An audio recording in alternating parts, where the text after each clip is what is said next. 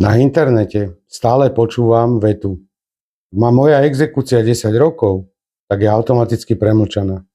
Je to omyl, ktorý vás môže stať 1000 eur. Dobrý deň, priatelia. Tak dnes sa trošku pozrieme na to premlčanie exekúcie, čo sme si spomínali v minulom videu. Je to trošku zložitejšia téma, ale tak budem sa to snažiť vám podať nejakým spôsobom, aby sa to dalo jednoducho tomu porozumieť. V prípade, ak by ste mali nejaké otázky, tak ľudne sa v komentároch na mňa obráte. Budem sa snažiť to povedať tak úplne laicky a hlavne vyvrátiť tie mýty proste po internetoch, že každá 10-ročná exekúcia je automaticky premlčaná a že proste toto sú, lebo že bola novelizácia z roku 2017 a podobné veci. Áno, priatelia, bola novelizácia v roku 2017, ale primárne sa týkala starých exekúcií. A teraz pozor, exekúcií takých, kde proste nedošlo v priebehu minimálne 5 rokov k nejakému výkonu exekúcie. To znamená, že pred tým 5 rokov nesmel od vás exekútor dostať ani cent, museli ste byť nemajetní a nemať prácu. A ako náhle ste zaplatili čo i len 1 cent, alebo máte prácu, tá exekúcia proste premlčaná nie je a nezastavila sa automaticky. Takže to, čo som vám povedal v minulom videu, že to neplatí na každého, je naozaj pravda, lebo neplatí. Takže predstavte si, že máte na krku exekúciu.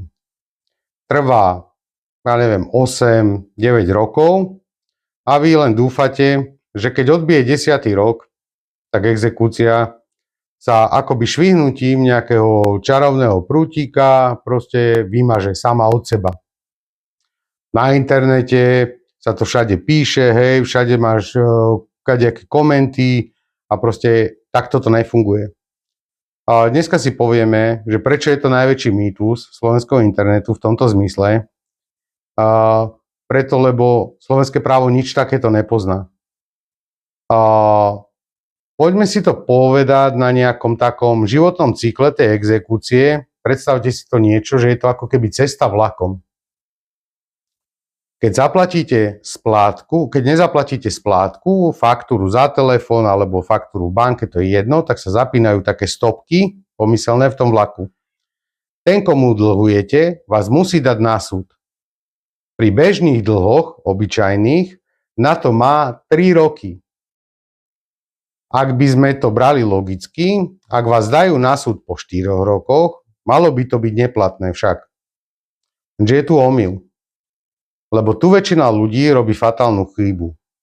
Súd totiž tie 3 roky automaticky nesleduje, on nepozerá do kalendára, že je to takto onako makovo. Keď na vás niekto podá žalobu po 5 rokoch na starý dlh, súd vám normálne domov pošle platobný rozkaz. Ak neurobíte nič, nekomunikujete, ten rozsudok bude platný. Aby to sa nestalo a aby vlastne uznali tú námietku, musíte na súd poslať odpor a musíte použiť v úvodzovkách zázračnú vetu, že vznášam námietku premlčania. A až vtedy sa súd pozrie do kalendára a povie vám, že áno, ten veriteľ prišiel nie po 3 rokoch, ako mal, ale až po 5, tak tým pádom je to premlčané. Ale čo sa deje, ak to veriteľ teda stihol a dal vás na súd včas? Súd mu vydal platobné rozhodnutie, to je ten platobný rozkaz, a tu prichádza na rád to známe 10-ročné obdobie. Tých 10 rokov, to je iba čas, dokedy musí ten veriteľ, čiže ten, komu vy dlžíte, si ako keby kúpiť lístok a nastúpiť do vlaku. Teda odovzdať ten papier, ten platobný rozkaz exekútorovi. Ako náhle ten papier tomu exekútorovi odovzdá, stopky sa vypínajú. Ten vlak, už proste ste nastúpili do toho vlaku a ten vlak môže ísť kľudne aj 20 rokov. My máme klientov, ktorí proste platia exekúciu 15 rokov. To znamená, že tam sa to vzťahuje naozaj len na ten čas, odkedy mu vydal pravoplatný platobný rozkaz a zaniesol exekútorovi, tam je tých 10 rokov. Ako náhle to dá exekútorovi, môžete platiť, pokedy ten dlh nesplatíte. To proste, a fakt aj 15, aj 20 rokov. Čo sa týka tých starých exekúcií, tak sme si to vysvetlili, čo sa týka toho, že prečo ľudia majú vlastne takúto myšlienku, že však každá exekúcia, ktorá je staršia ako 5 rokov, je automaticky zastavená. V roku 2017 zákonodárca naozaj spravil, sa to volalo vtedy takú veľkú exekučnú čistku, že všetky staré exekúcie, ktoré začali pred rokom 2017 a boli staršie ako 5 rokov, automaticky sa vymažú zo zákona.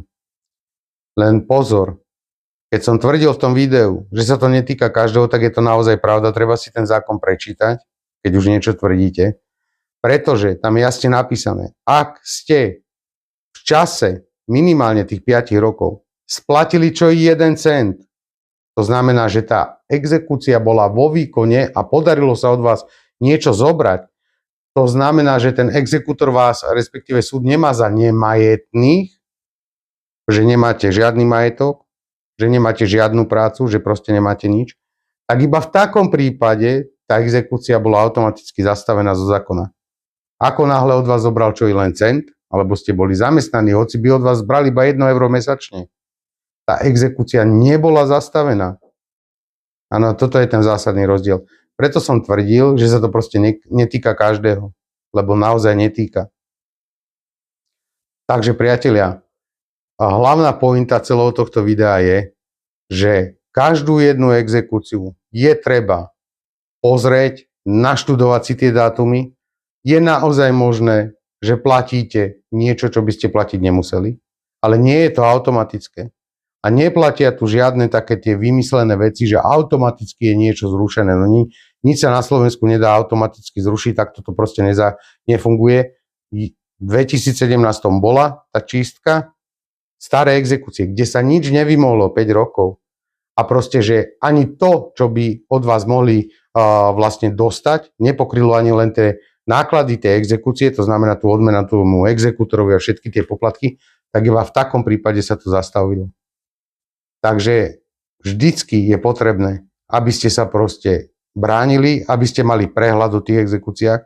Ak nemáte na to ísť za nejakým advokátom, existujú centra právnej pomoci, ktoré vám s týmto vedia pomôcť, alebo sa obráte na občianske združenia podobné ako sme my, alebo aj na nás, kde vlastne sa naštudujú tie vaše doklady, pozrú sa tie lehoty, či to je všetko tak, ako má byť, a prosím vás, neverte nejakým internetovým mýtom. Proste toto sú veci, ktoré vás môžu stať naozaj peniaze, lebo splácate niečo, čo buď ste nemuseli splácať, alebo naozaj je to v takom štádiu, že je to zbytočné to riešiť. No. A ak vás zaujímajú podobné témy, tak nasledujte.